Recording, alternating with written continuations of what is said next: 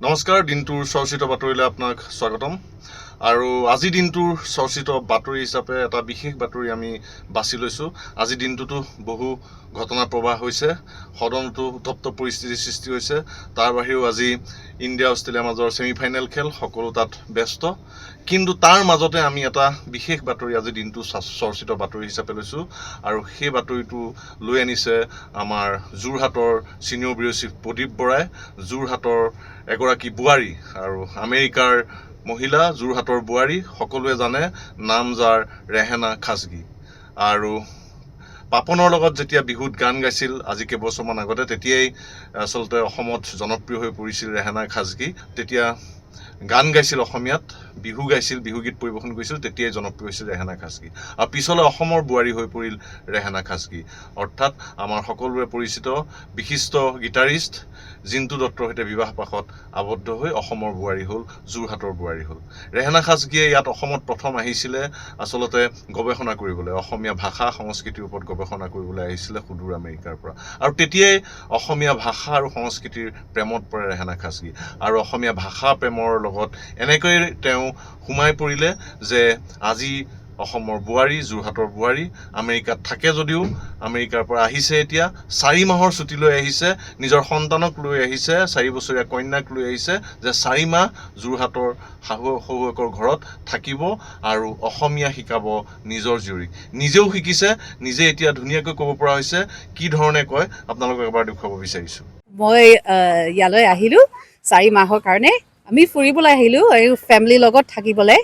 আৰু দিবা এতিয়া 4 বছৰ হ'ল কাৰণে এইটো স্কুলত পঢ়াবলৈ দিছোঁ।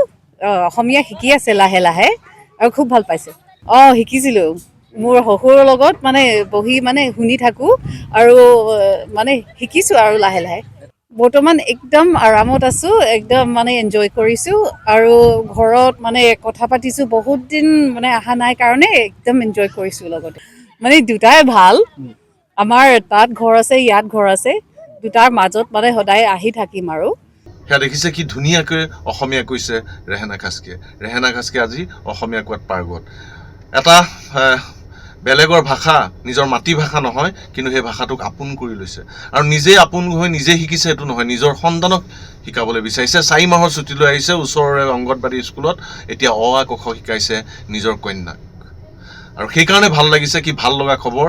অসমীয়া ভাষাটোৰ প্ৰতি বিদেশীৰ কি আচলতে টান আৰু কি দুৰ্বলতা সেয়া প্ৰকাশ পাইছে। আৰু আমাৰ ভাষাটো সঁচাই ধুনীয়া, কিন্তু সেই একে সময়তে বৰ দুখেৰে ক'বলগীয়া হৈছে যে আমি আমাৰ নিজৰ মাতৃভাষাটোক কিমান ভাল পাওঁ, আমাৰ ল'ৰা ছোৱালীক আমি আমাৰ মাতৃভাষাটোৰ প্ৰতি কিমান আকৰ্ষিত কৰাইছোঁ। আজি বহু ব্যক্তিগত শিক্ষানুষ্ঠান গঢ়ি উঠিছে গুৱাহাটী তথা অসমত। আমি দেখিবলৈ পাওঁ বেলেগ বিষয়তকৈ অসমীয়া বিষয়টোক গুৰুত্ব কম দিয়া হয়। নিজৰ ল'ৰা ছোৱালীক একাংশ অভিভাৱকে অসমীয়া নিশিকায়, অ আ ক খ শিকাৰ পৰিৱৰ্তে ABCD শিকায়। ABCD শিকাওক, কিন্তু তাৰ সমান্তৰালভাৱে অ আ ক খও শিকাব লাগে। কিন্তু আমাৰ বহু ল'ৰা ছোৱালীয়ে এতিয়া লাহে লাহে নিজৰ মাতৃভাষাটোৰ প্ৰতি দুৰ্বলতা কমি গৈছে। তাৰ কিন্তু দায়ী আমাৰ অভিভাৱকসকল আৰু শিক্ষানুষ্ঠানৰ একাংশ কৰ্তৃপক্ষ। কিয়নো সৰুৰে পৰা যেতিয়া কণ কণ ল'ৰা ছোৱালীক আমি নিজৰ মাতৃভাষাটোক ভাল পাব লাগে বা মাতৃভাষাটোৰ প্ৰতি যদি আকৰ্ষিত কৰিবলৈ অ আ ক খ 1 2 3 এইবিলাক নিশিকাওঁ, বিভিন্ন অসমীয়া ফকৰা যোজনা এইবিলাকৰ বিষয়ে নিশিকাওঁ, সাধুকথাৰ বিষয়ে নিশিকাওঁ, কেনেধৰণে আমাৰ নিজৰ ভাষাটোক ভাল পাব বা সেই ভাষাটো মাতৃভাষাটো যে ভাল পাব লাগে সেই ল'ৰা ছোৱালীৰ পৰা শিকিব। যি সময়ত এগৰাকী বিদেশী আমাৰ বোৱাৰী বিদেশী হৈও অসমীয়া ভাষাটোক ভাল পাই নিজৰ সন্তানক এতিয়া অ আ ক খ লিখিবলৈ সুদূৰ আমেৰিকাৰ পৰা অসমত 4 মাহ থাকি লৈ ছুটী লৈ নিজৰ সন্তানক অ আ ক খ শিকিব। ৰেহেনা খাছগিৰ পৰা আমাৰ একাংশ অসমীয়া অভিভাৱকে শিকিবলগীয়া আছে।